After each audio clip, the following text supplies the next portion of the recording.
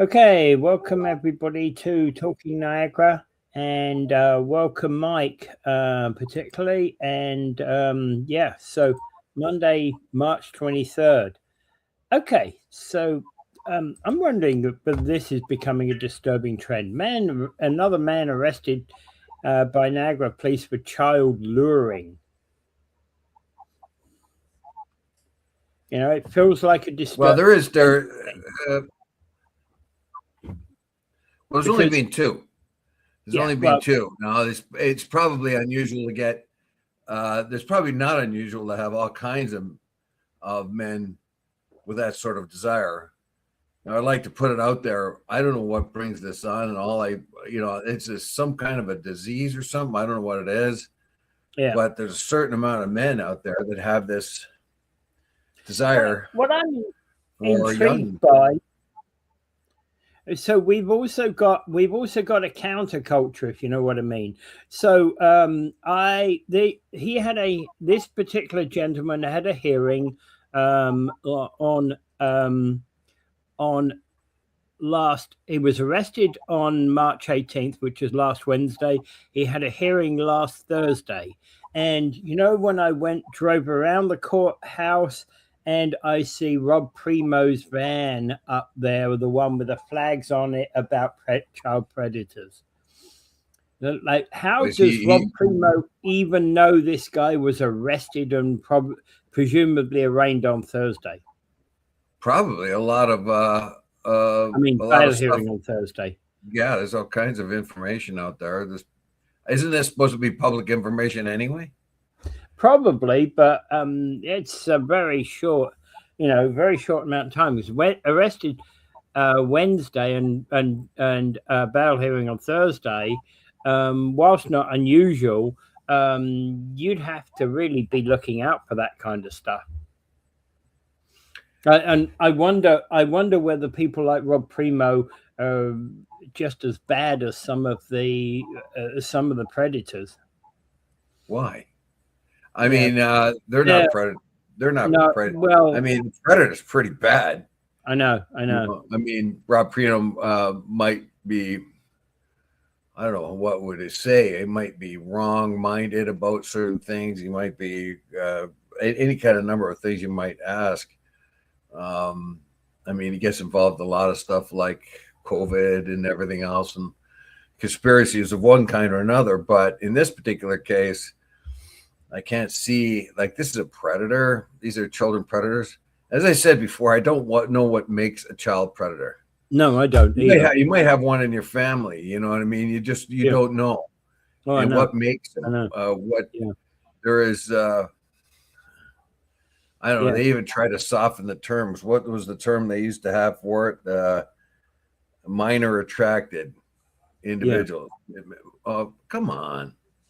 Minor attracted. Well, that might be their problem. And I don't know how you get it. A shrink gets into their head. And I do remember this one fella they had interviewed, and he was a child molester and all that. And he was in prison, and he really, really knew that he was doing something wrong and the reason why he knew he did it, he said, because everyone else didn't like what he did and told him so, but his own desires and feelings about it were not that he was doing anything wrong. He was just following his nature. Yeah. And when I saw the interviews with Pi way back in the 70s, I think it was, and that was the British group that was analogous to the Man Boy Love Society in the U.S. That they said that was a natural way of things. That was just right back from the caveman era kind of thing. And I don't agree. I think there's a lot of course not. Of course not. There's a lot. I mean, when you build larger cities, you see, it's like the whole thing about I know he wasn't, but there's often a lot of people who indicate that Jack the Ripper was the first serial murderer, or first serial murderer. Well, it's certainly the one that grabbed the attention of people first. He wasn't. Because there have been serial murders and rape murders been traced back, centuries, even millennia potentially. Certainly at least 1,000 years. When I did some research about 10 years ago, maybe longer. So we know this has been going on. So yeah, well, there's a lot of people with a lot of. What about the child thing? What about the child thing? I don't know. I don't know. But again, it's the same with that thing about with predator priests as well. That's been going on. Arguably, the predator priest issue has been arguably going on for years as well, right? Yeah, that. But I don't know if it has ever been in that high of incidents. I know. It is a thing that showed up from time to time. Yes. In among Catholic priests, they go way back, abusing little girls and little boys all the way back for a very long time. But they had a huge profusion of it happening in the Catholic Church and even in Boy Scouts, where it seemed that pedophiles or those minor attracted people or whatever there is found ways and means of which to satisfy their sort of twisted sexual desires. Yeah. Of course, to them it's not a twisted sexual, but society at large sees it that way. Yeah. And you certainly do not want to have your children engaging in sex. That's definitely not the way. Yeah. So that's been going on for a very long time. But what they had was this huge profusion of pedophile priests, and even like, for instance, like it hasn't been a conspiracy, but it got out. It became very clear that if you wanted to get away with what you were doing, becoming a priest or becoming a Boy Scout or some other counselor or something like that was the way to go, where you're protected or shielded by your position. Yeah. And there was an extraordinary amount. There's 1 million kids worldwide at least, or 1 million priests worldwide at least, that have engaged in this. And that's what's disturbing about some of this stuff, right? Is it becoming a trend? I'm not. I don't know. But it's becoming disturbing. There's too many of them, right? What it is whether you talk about priests or whatever else, there's ways and means by which people who have those sort of desires find places to go and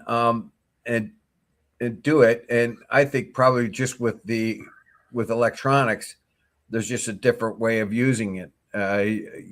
Luring children and all that. It's going to be a constant thing. I think children are probably more at risk at any because it's very hard to supervise what they look at on their TV screens, or their phones or their computers. And you get a guy like this who unfortunately used the name Dave. God. Well, yeah, but it could be any name. You know what I mean. Oh, I know. He just used it as his calling thing, right? So yeah. Oh yeah. So basically, Dave 123 on Facebook, and he starts to talk to you and make you sound like he's really cool, and you're really cool, and he wants to meet you because you live in Niagara Falls, and he isn't even a Dave. Yeah, he probably isn't. Obviously, I wouldn't put Dave as my name if I if I was doing something. I know. If you're doing something illegal, you wouldn't do that. Yeah. No, yeah, you'd call yourself Patrick or something, wouldn't you? To make it clear you were somebody, to try and put people off the scent. Anyway. Oh yeah. So anyway, that's just I don't think there's any particular trend. I think it's happening all the time. That's what I think. Yeah. And it's a disturbing change. There's too much of it. There's disturbing. It's disturbing in society. I think it looks like there's more than. I think probably the electronics have emboldened a lot of people like that. They're just finding different ways. Yeah. Of satisfying their desires, and unfortunately, Yeah. whatever that is. Okay, moving on. So we got a lot of wine around here, but did you know we have a sake sommelier serving sake in the heart of Niagara, in wine country, and there's about 80 sakes to choose from at Takaoka's bar. Well, tell us all about it because I didn't read. I started reading it, and I really couldn't understand what the big deal was. I know you went to sake school, basically, Yeah, and there aren't too many of these sake sake school in sommeliers or Japan. whatever there. Yeah. Yeah, he went to sake school in Japan, and he manages the sake bar at Masaki Sushi in Niagara on the Lake. I've had sushi a few times. Don't know too much about sake, but it's interesting because I wouldn't have even guessed there were even 80 different versions of sake. Well, the Japanese are super, super, super perfectionist. They probably think we need a sake that's good for Monday. We need one for Tuesday. We need one that's better for Tuesday afternoon. We need one for the spring equinox that's special. You know what they're like. Like they're very, very, very specialized. I mean, they have the best scotches in the world right now, believe it or not. Well, they do. In order to qualify as a suki sommelier, you have to blind test 60 drinks. You have to do a blind taste test for 60 drinks, right? And that's monitored by Sake Samurai. I wouldn't mind it. I accept you're probably right on the whiskey side. Well, a few years ago, they had the world's best Scotch whiskeys. Yeah, they won. This is high end Scotch, though. Yeah, but I haven't been able to get a good high end Scotch for a long time. Cost too much. Anyway, that's okay. So I don't know too much about sake. Never tasted it, actually. Never had any. I think I've had it once or twice, but I can't really. I don't think I don't think I have the sophisticated palate in which to appreciate it. And I would think I'm the same way with wines too. I like a wine or whatever, but I cannot tell you what it is I like about the wine over and above what I like or don't like about another wine. So my palate is not sophisticated enough to. You're not the person who swirls it around. I can smell apricots and hints of blueberries at midnight. Yeah. No, I'm not that guy. Yeah. Although I had a friend, I worked with a guy once that was like that. He knew everything about wines. Yeah, I actually. It's funny when I was working with British Airways.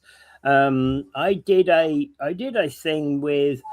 They did all sorts of things that were about educating people, telling people about stuff they knew that was known, and they had this sommelier for the airline.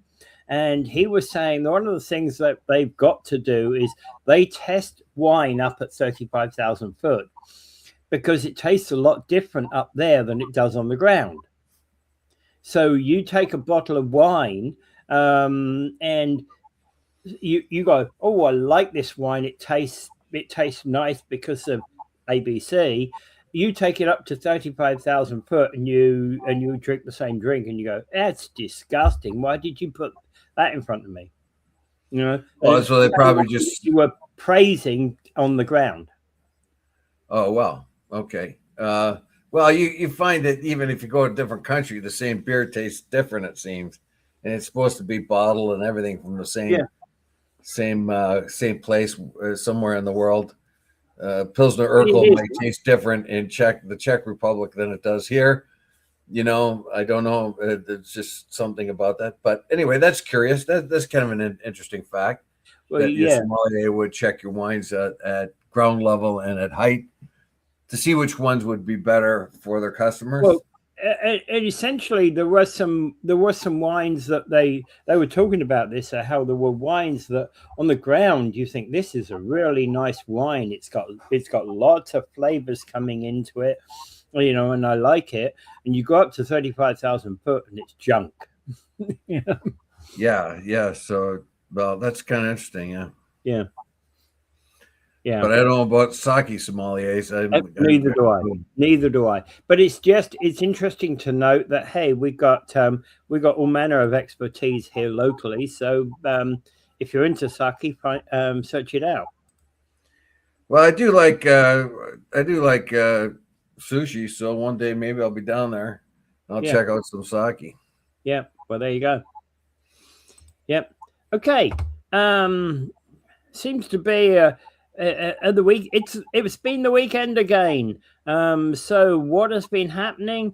Trump and Iran are trading threats over the Strait of Hormuz again.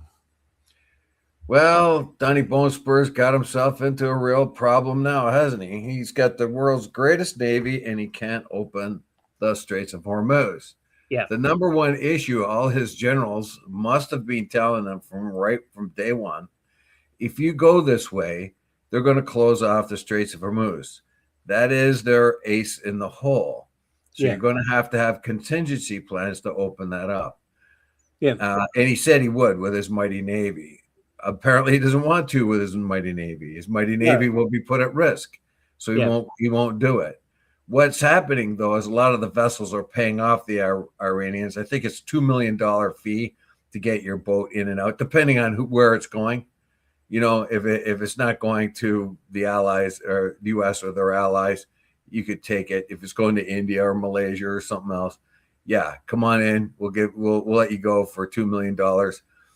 If you're our friends like China and India, you can just come and go.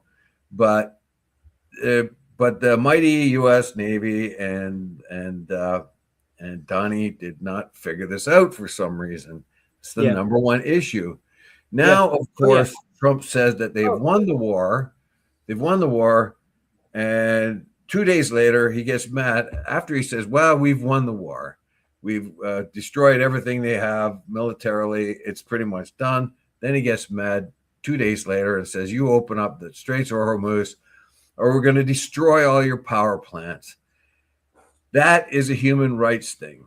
That is a war crime. What you do then by destroying power plants, you then cripple the people. Well, the same people you want to revolt against their government, the same people you're trying to make friends with, you're going to make their life a misery. And then Iran comes up with their counter threat that if they will close the Straits of Hormuz completely if Trump attacks the power plants. Yes. So I don't know.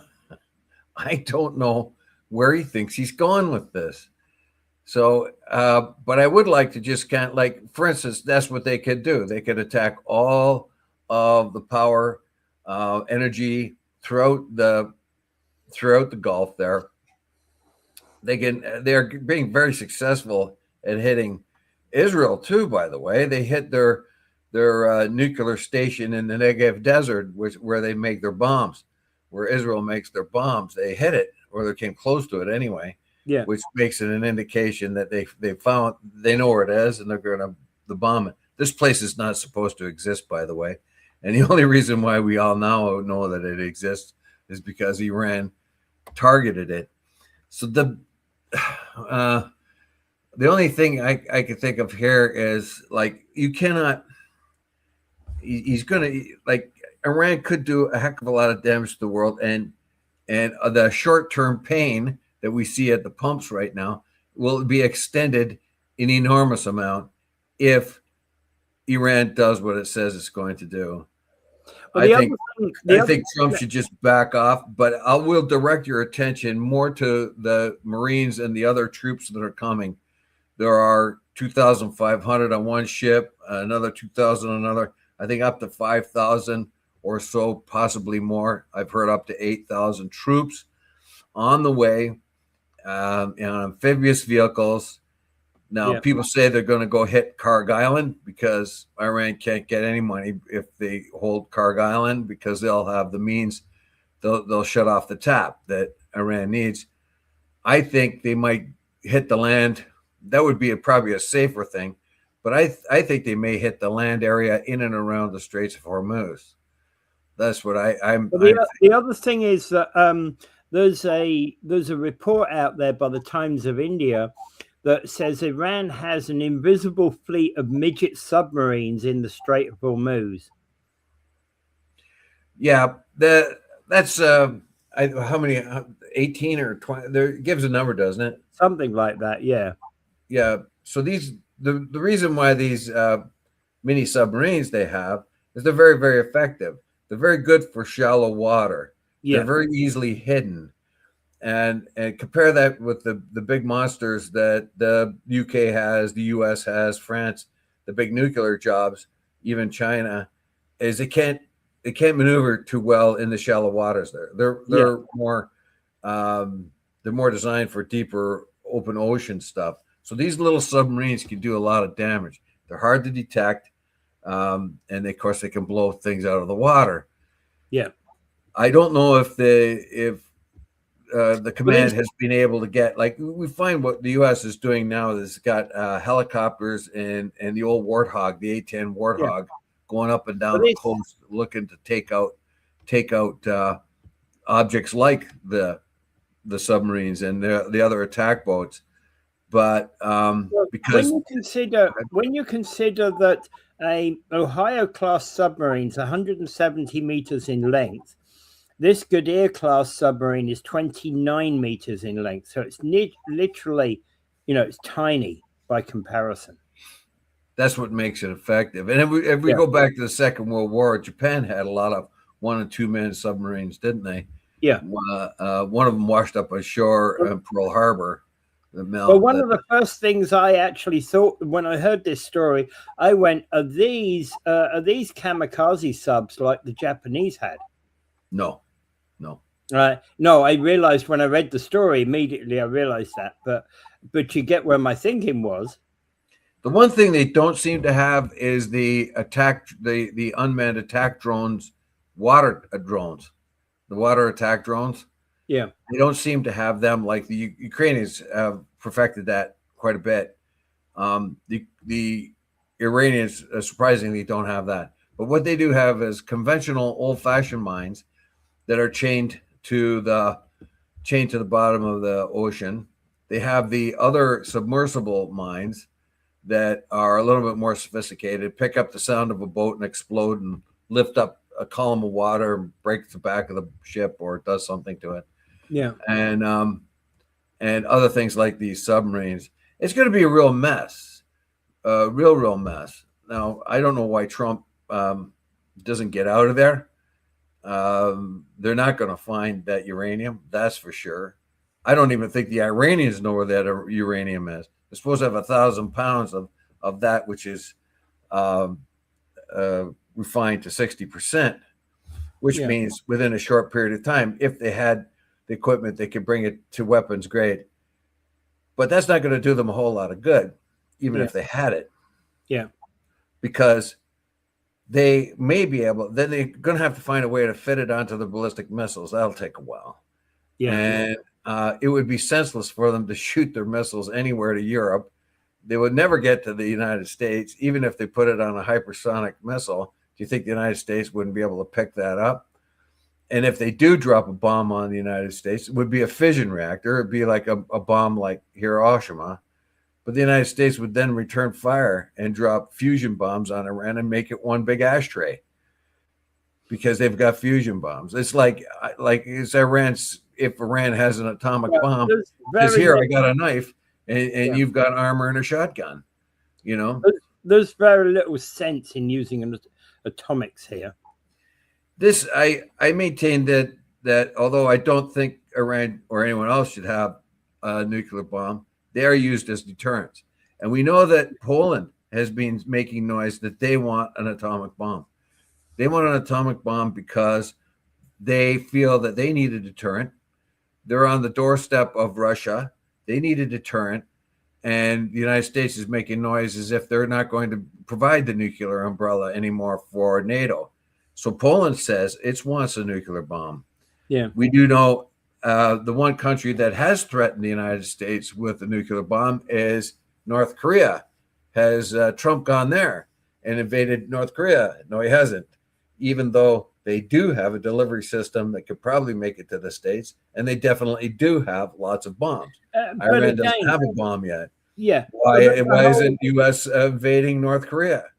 Why? There's a whole heap because they can always say, oh, well, yeah, they pose a threat to us, but they're so far away, it's not a big threat. Well, that's exactly the same. There's a whole heap of difference between posing a threat and being a real threat. Right. Well, because during the whole of the Cold War, the Soviet Union posed a threat, but only at certain times were they a real threat. Was there anything really, like at the time when we had the Cuban Missile Crisis? That was a time when there was a real threat of potential going on, but it was dealt with. Right. Most of the time, the Russians were a threat, sure, but they were not a real threat. The invasion wasn't going to happen next week. Well, it's because of the deterrence. Who had a bomb? They had a bomb, and we had a bomb. Right. And Slick Gary says, I would trust Poland better than Iran. You don't know, like, if Iran had the bomb, they're not about to use it, Gary, because if they used it against Israel, Israel has 300, anywhere from 80 to 400 nuclear bombs. No one knows for sure, but their bombs are a lot bigger than Iran's bombs. Plus, the United States would step in with their fusion bombs and blast the crap out of Iran. So Iran is not stupid. If you look at where Iran is in the world, it has a neighbor, Pakistan. It's a Sunni Muslim nation that is rather unstable. And it has a bomb. It has a nuclear bomb that it has promised to help Saudi Arabia with. It is provided the nuclear cover for Saudi Arabia. They are Sunnis and they hate Shias. And who is Iranians? There is Shias. So now you have Saudi Arabia on one side, you have Pakistan, which is on your very border, that have a bomb. What else is on your border? Also on their border is Afghanistan, which is a highly unstable place with Taliban and ISIS in it. Both of those groups do not like Shia Muslims, right? They are Sunni Muslims. They're fundamentalist Sunni Muslims, and they don't particularly like Shia Muslims. Yeah. You are surrounded by enemies everywhere you go. And two of them are nuclear powers, Israel and Pakistan. What are you going to do? Oh, yeah. Right? You want a deterrent, don't you? Attack me and I'll put my bomb on you. I don't think that the bombs that Iran is thinking of getting is anything other than a deterrent. But they make it sound as if they're going to put it on a missile and send it all the way to the United States. Yeah. That's what they're going to do. I can imagine what would happen to Iran if they did that. Yeah, the other thing, of course, to be noted is that, of course, Iran has been attacking targets in Israel. All kinds of them. They're getting away. They say that the Israeli Defense Force has been able to knock down 92% of the ordnance coming in. But the Iranians obviously have used a lot of their cheaper stuff. A lot of the cheaper stuff they know that will get knocked down, but it's inexpensive, and it causes the Israelis or the Americans to use extremely expensive interceptor missiles. These things are sometimes even the most modest ones, a couple $100,000 each, like a Patriot. A Patriot missile, I think, is worth about $200,000 minimum. And then the more sophisticated stuff costs millions of dollars. And there's only so many of them. And so what Iran has done is thrown all kinds of junk at them first, so to make them use up that their protective missiles, and then started putting in their hypersonic missiles. Like I said, they hit the nuclear site in the Negev desert that wasn't supposed to be there. And we will see. It could be a real mess. So Trump cannot start bombing power stations. For one thing, that will make the Iranian people miserable. They will not be able to do anything without power. Trump is a very cruel man. You can see what he's done in Cuba. He's forced them. He's choked off their oil, and really done some pretty terrible things there. Instead of opening up the country a little bit, adding a little bit of aid here and there, saying, yeah, okay, you can get your oil, but you can only get it from me, and I'll give it to you for now. But we got to negotiate for changes. The great negotiator decides he's going to strangle the people and crush them. That's his method, and that's what he's going to think he's going to do to Iran. The man has lost his mind. He's got to go. And when you think about most Iranians in the West, anti-Ayatollah, pro-democracy in Israel, pro-change in Israel, and you'd think you'd want to be supporting those that were pro-change instead of strangling the country to death. Yeah, what you're trying to do is try to make friends with the people there. You say, okay, once the bombing starts, we want you to come out in the streets and take over. Well, that's not going to really happen too much because the people aren't armed, and a small amount of armed people can kill a lot of unarmed people. Yeah. The other thing, however, is you want to make friends with them. You don't want to waste the country so it cannot sustain itself. You don't want the people starving in the streets. Yeah, like if you take away their electricity and they're like doing in Cuba, do you think that's going to make you really good? I'm going to read you something. I'm going to read you something that President of Mexico, Claudia Sheinbaum, said about Cuba, because I think what he's doing in Cuba, he wants to do in Iran too. And it says here, this is by Claudia. She says, President Donald Trump has his vision, but ours is that of Mexican humanism. We do not accept being told whom we can or cannot have fraternal relations with. If Cuba requires humanitarian or energy support to prevent it from being left without electricity or basic services, Mexico will help. We do not believe in economic strangulation, which Trump does. He's a very cruel man. Economic strangulations as a political tool. Cuba must be respected and Mexico must be respected.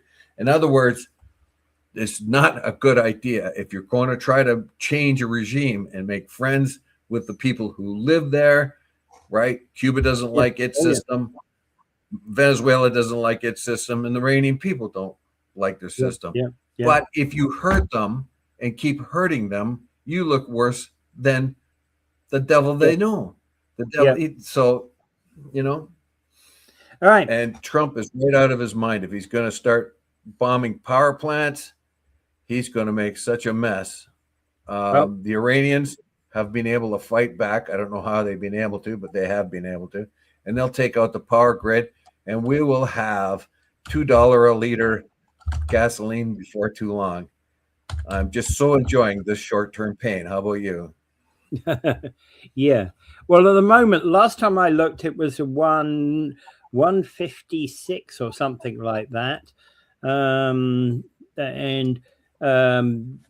Talking about potentially, so Costco in Niagara Falls is was offering 127 regular, 175 premium, and 130 diesel. Right. So best gas prices locally.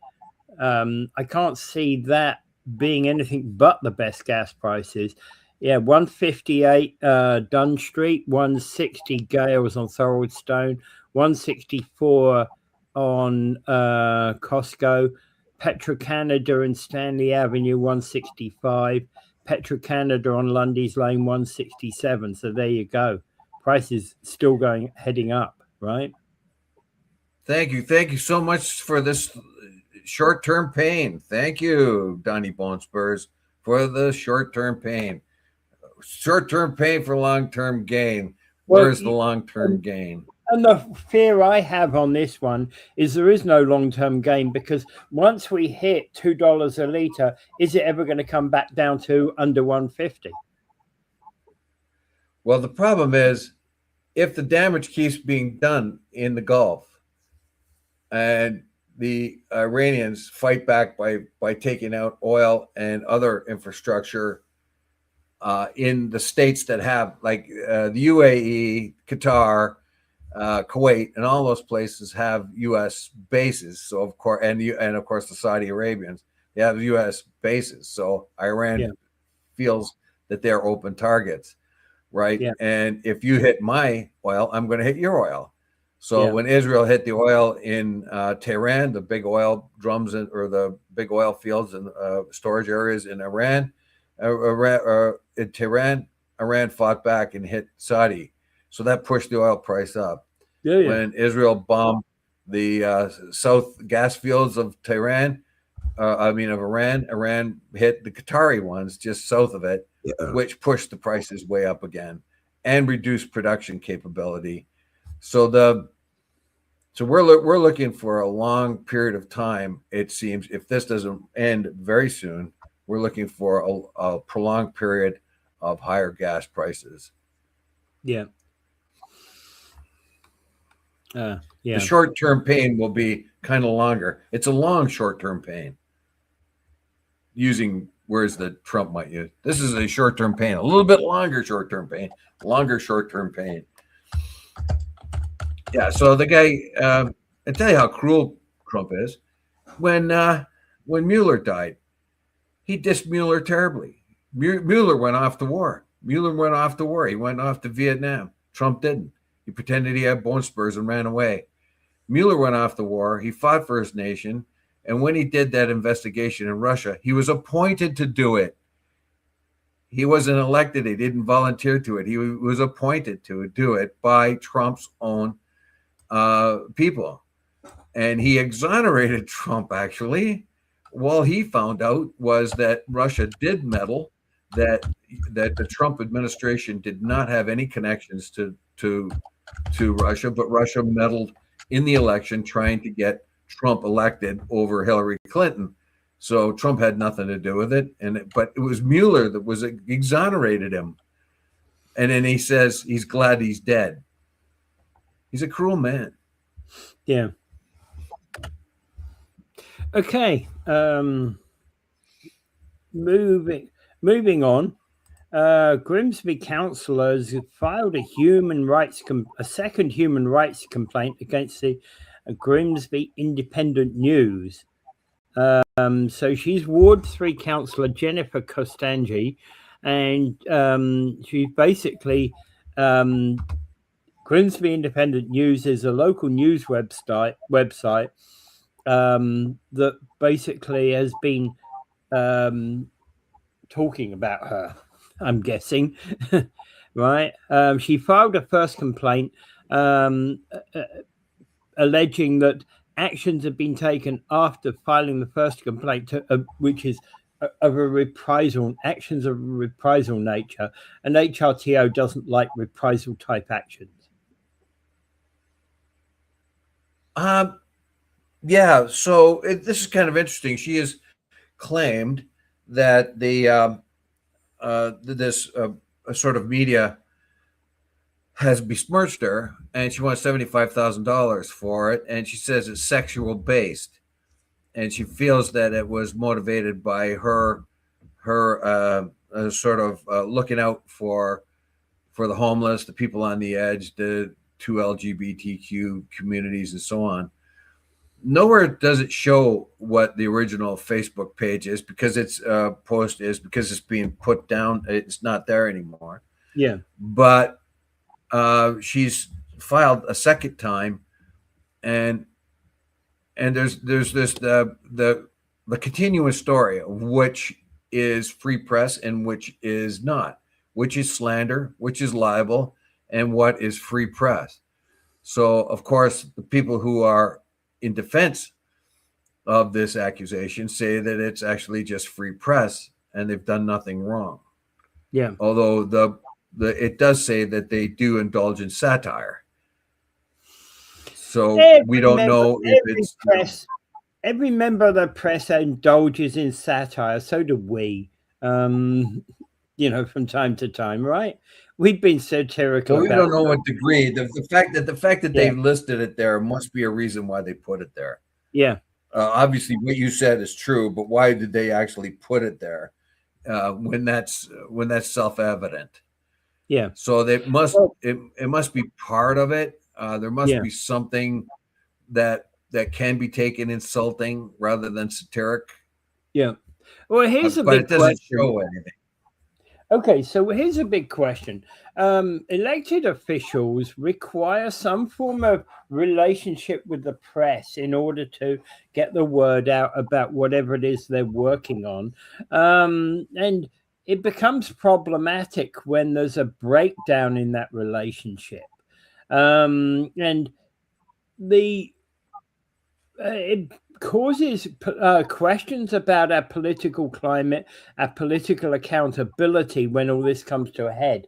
So, what is going on in that regard? That's the thing that I'm thinking. I'm not sure. In this particular case, she's seeking $75,000 in damages from the first complaint. She sustained a pattern of discriminatory reporting that was rooted in gender bias and retaliation for her public advocacy on behalf of marginalized groups. Without seeing the post, it's hard for us to judge.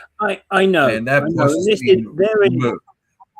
and therein lies the problem because we can't see the post because it's been taken down. And if we do see the post, that's further defamation. Now, Sharp, who's a former Ward 2 Grimsby councilor, and Story is one of the candidates who ran against Korstanji in 2022. They're kind of maintaining this is what she's doing to make them look bad so that their political prospects are worse going forward. I think that's probably BS, but they have to counter with something. Well, and yeah. and having not seen the and unable to see it, you can't judge. So there's obviously been a post, and she's been offended by the post. She says that it's been motivated, a sexual motivation. In other words, they're after her just because she's a woman and just because she helps marginalized groups, speaks out for them. Mm-hmm. On the other hand, the other group says it's just a reporter and they indulge in satire and they're entitled to free speech, and that her actions here are meant to make them look bad. It looks like both of them are trying to make the other look bad. Yeah. So I'm not sure. Remember, Without being able to see what it was, and that's the whole point. Like, yeah, you can tell us that, and we can find out. Okay, is she right or are they right? And there's nothing for us to be able to judge because that site is now off the Facebook, so you can't see it anymore. And so we'll see. I guess we'll just have to leave it to the courts. Yeah. Okay, so there is another thing, of course, is that this being election year, you've got all the things like this are going to be spiking up anyway, especially as we go through the year anyway. Those that are in office want to remain in office. Those that were kicked out of office at the last occasion want to get back into office. So there is always that friction going on. Right? Oh yeah, there's going to be the councilors are going to be putting whoopee cushions on each other's chairs, so when they sit down they sound rude. Yeah. Oh, there's Mona Patel just farted, Yeah, yeah, but yeah, and so yeah, so basically, yeah, I mean, if you're going to get sleazy, even if you are quite right in complaining about a certain politician, you don't know how it's going to be taken by the people at large. Sometimes it begins to sound like very small stuff when you begin to complain about a politician. Yeah. And when you complain about a politician, even if you're right about your complaint, it sounds like sour grapes sometimes. It sounds like you're whining. Oh yeah. So I think just have a little bit of dignity, I think, and this business isn't that. I mean, it's like I think they should settle this up as quick as possible. Get them all in the same room. Sort out what they like and don't like, and what's acceptable and not, and have some legal eagles around there to tell them, look, they're allowed to say this, this, and this, and you're not allowed to say that, that, and that, and so on. Yeah, depends when it was filed, because this could take months anyway.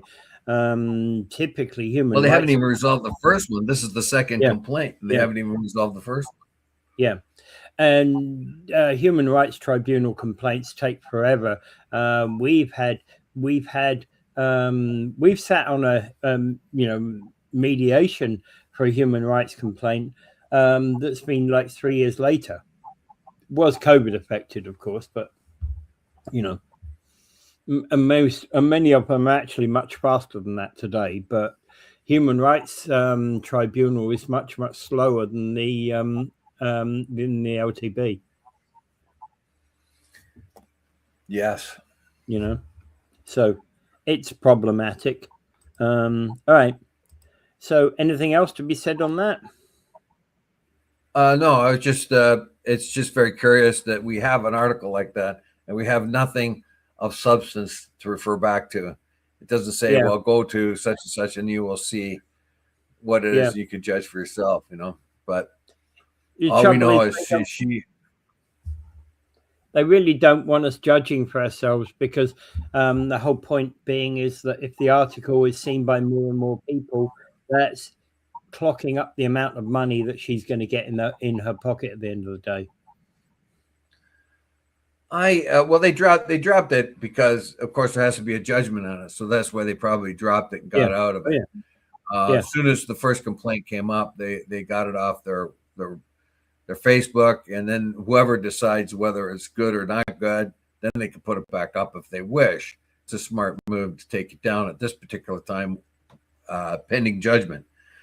Yeah, but that leaves us sitting. Well, what's all the hoofah?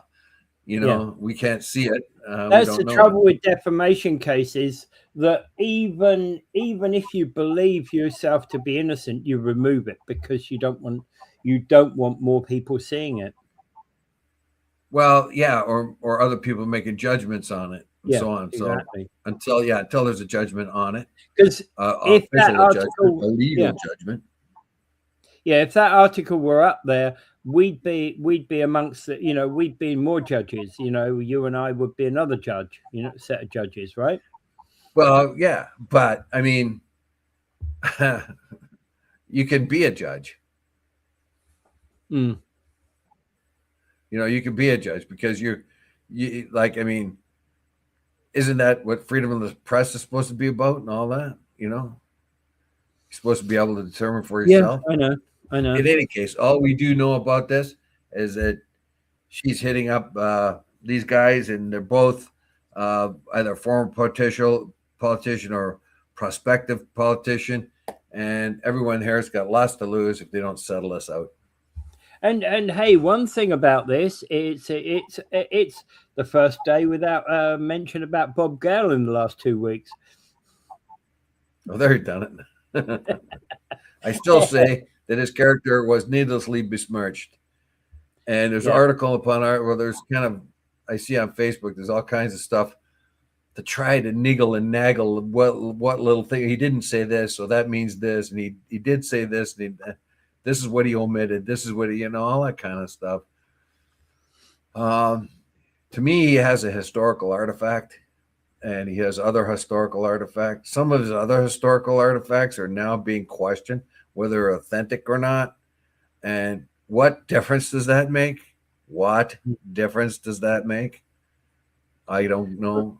If he's bought something that he's being beat on, that's or cheated on, that's that kind of thing's as old as the hills, particularly with our historical artifacts. Now, you may have been beat, but I mean, I don't know. What?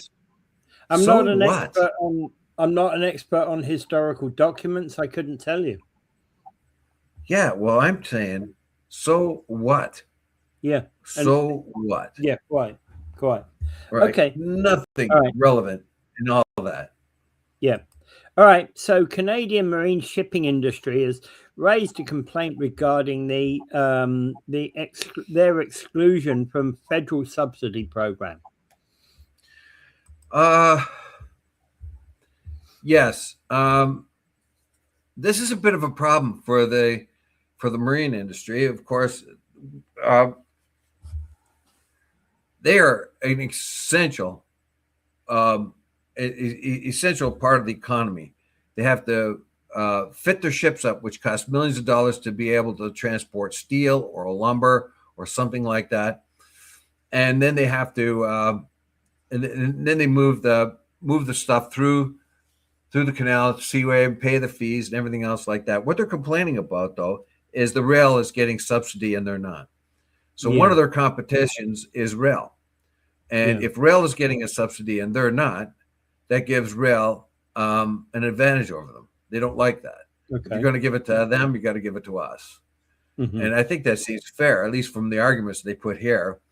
It seems only fair. Of course, we haven't seen all the subsidies or the articles isn't very clear on who gets what subsidies and how much. But basically what they're saying is once the subsidy goes to rail, that is a preferred means by which you could transport heavy materials. So if you're transporting huge amounts of rolls of steel that come out of Algoma, and whoever the transport finds that because of subsidies, the rail is a slightly cheaper way of getting it from Ontario or into Quebec, where it is distributed. But again, the marine industry moves over 100,000 tons of steel annually through the Welland Canal. That's what they're trying to tell you. If they are essential right now, but they need the same sort of subsidies that the rail is getting to keep things even. You don't want to give a special advantage to one's means of transportation over the other. Let them compete like you do in normal capitalistic systems. Now, the problem here, of course, is there's been a mistake, and they're not faulting the government so much, is they realized what's happened with the tariff thing in the States and how we are being pushed more to interprovincial trade. And in order to do that, we have to sort of change things, because almost everything went north-south. Now it's going east. A lot of that's going east-west. So our steel is going, instead of going into the States, it's going into Quebec. And the problem with that is it has to get there. And if you give a subsidy, so you have to change things. And so what the government has done is try to give subsidies to rail in order to help flow of materials east-west instead of north-south. And all the marine people here are saying is, if you give it to them, you should give it to us, because we're doing the same thing. We're taking steel and lumber and everything, and we're shipping it to places in Quebec where it's distributed, or back again. And again, whether it's going by rail or by seaway, a lot of that is crossing the US border at various times anyway. No, right? Because there's a lot of there's a lot of transit that goes to and from. Well, for example, the stuff that comes across the international bridge from the US. No, we're talking about steel. We're talking about steel and lumber that's made here. Yeah. Right. I don't know about steel, but instead of shipping it to the States, we're shipping it interprovincially. Yeah, and I'm not talking about interprovincially here. A lot of the stuff that comes across the international bridge has come from Canada through the US and heading again through the US to other parts of Canada. Not on ship and not on rail. I know it's happening. Anyway, let's not get into anyway. Yeah, by truck, by all kinds of stuff by truck. But normally, and it is possible that you might be able to get a train from out west that takes a shortcut under the lakes and then goes back into Canada. That's a possibility too. But it would have to be, that would have to be under a specific time of, I don't know how that works with getting it over the border and back over the border again. So back into the country. But basically what they're talking here is about the shift, because of the difference in the trade organizations and and the economy that's being precipitated by the tariff regime in the United States, that it's pushed us into a more interprovincial, and we've found other markets outside of the United States, particularly for aluminum, and that means we have to change the transport system. And remember, even among trucks going east and west, there has to be a universal system from one province to another throughout the country. What we found is the West has a certain criteria for the trucks. Ontario has a certain criteria for its trucks. Quebec, what they want to do is get one universal criteria. And I think in this particular case, though, they're talking about subsidies, which makes one form of transportation have the edge over the other. And when you're looking at large bulk transportation, there's only two large bulk transportation, and that's rail and shipping. And they really should be run. They really should be run fairly. There shouldn't be investment in one without the investment in the other. Well, that's what the Marine people are saying here. If you're given and they're not saying that they're not saying that they're doing this on purpose. They're saying they made a mistake. A lot of these decisions had to happen rather quickly, and they weren't completely sorted out. And they probably agree with the subsidy that's given to the rail, provided they get it themselves. Yeah, exactly. All right, and we'll have to leave it at that point because we are, you've got to go and do your rounds, and I've got to get into court this morning. Yes, I was awesome as a caller last night. Again, by the way, also, my trivia team that I was on Saturday night, we won the trivia contest, and that makes one thing clear: there was no cheating. If I won.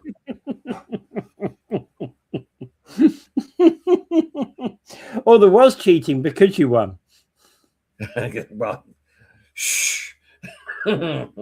Anyway, so I had a good team. We had a good team. I was part of a good team, and that's the second time I won the music trivia contest a couple months ago. Did fairly well in a trivia contest in West Lincoln, and won this one here on Saturday night. But the one thing I want to bring up, and I always bring up, and that's Gaza. Gaza's still a miserable place. It's been bombed to crap. That's what seems to be right now in Iran. They're bombing military targets. So a whole lot of innocent people are dying, but not as much as they will if they start bombing power plants and things like that. Yeah. So we could say, even despite the fact that they killed 170 kids or 168 kids with Tomahawk missiles on the first day, they made a big mistake there. They've been generally hitting military targets. If they start doing that, they're going to do what they did to Gaza. Just crush everything, bomb everything, make dust out of every building. When you've had 82% of all buildings damaged or destroyed, they did that on purpose. It was massive punishment. These children and stuff like that were in Gaza were punished terribly for the actions of a handful of weirdos on October 7th, whatever it was. Anyway, So there are a lot of innocents and children and stuff like that. And every day you go in there and you brutalize them, and you hold back food and you hold back medicine, and you don't let them have a nice warm place to stay, or you don't have any shelters for them. Every day you do that, you are growing another insurgent, another one that hates you. And it's going to happen all over again. If you oppress somebody, they're gonna fight back, and they're gonna murder you, and then you're gonna murder them, and then it's back and forth. Yeah. And let's get into it. Yeah. Anyway, without further ado, I bid you adieu.